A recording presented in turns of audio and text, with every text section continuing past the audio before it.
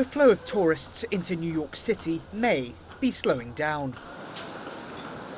According to hotel researcher STR, average occupancy in January was down 4.7% compared to the year before. With the dollar index up around 10% so far this year, the rising price of coming to the US could be taking its toll.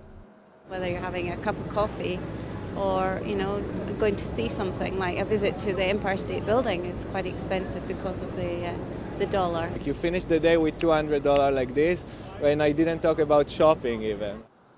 But the data doesn't tell the whole story. January is often a slow month for tourism in New York, and experts say, stronger dollar or not, the city will always appeal to tourists.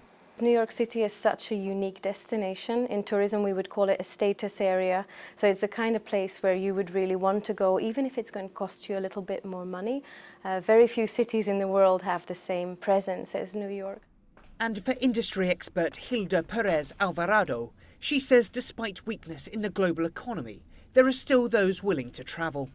I think there will be a bit of an offset or a reshifting in terms of the city being less dependent on euro-denominated travelers and more so on the unprecedented growth that we're seeing from other markets.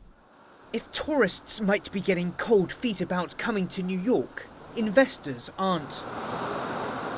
Over the last 5 years, the number of hotel rooms in the city has grown roughly by 4% annually for the past 5 years. And hotel experts say much of that attention is coming from overseas, especially from China. In 2013, we had offshore buyers account for about 12% of total transaction volume in New York City. Last year, that number increased to 58%. A sign that people around the world still see New York's hotel industry as a long-term investment. Because many holidaymakers book their trips months in advance, it could be a while before we know for sure how much of an impact this strong dollar is having. But many experts are confident that New York will remain a tourist hub, even if it costs a couple of extra dollars. William Denselow, Channel News Asia, New York.